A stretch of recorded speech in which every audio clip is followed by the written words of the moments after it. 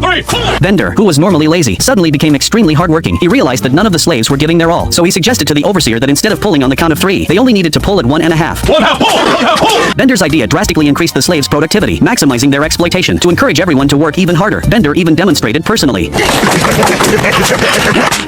You call that motivating me? A horn blared, and the pharaoh arrived to inspect the construction. His barge was pulled entirely by slaves, eager to impress the pharaoh. Bender urged everyone to push to their limit and attach the final nose to the statue. The pharaoh was greatly satisfied with his statue. In recognition of their extraordinary efforts, he decided to grant them their freedom. But before he finished speaking, the newly attached nose crashed down. The pharaoh was killed instantly. That night, they carried his sarcophagus into the finished tomb. The high priest announced that a new pharaoh would be chosen. At dawn the next day, the wall of prophecy in the slaves' quarters would decide the next ruler. But Bender had other plans. Using a rubber ball to distract the guards, he snuck to the wall of prophecy and pressed his own face onto it. The next day, in front of the entire nation, the priest read the prophecy. It clearly stated that the new pharaoh would be found by the river. Everyone saw that Bender looked identical to the face on the wall, and they crowned him the new pharaoh. Once pharaoh, Bender resolved to push the slaves to the extreme, ordering a 100,000-meter tall statue built in his own image. When completed, the statue towered out of Earth's atmosphere and into space, amid mountains of bones. Bender's statue was finally finished. Yet Bender thought it was too perfect, worrying that people would not remember him, so he ordered everyone to knock it down and build it again. Ladies and gentlemen, the pharaoh suddenly died. His men wrapped Bender in mummy bandages and threw him into the tomb. Fry and Leela, who had come with him, suffered the same fate. Bender poured 2 cups of wine and handed them to his friends.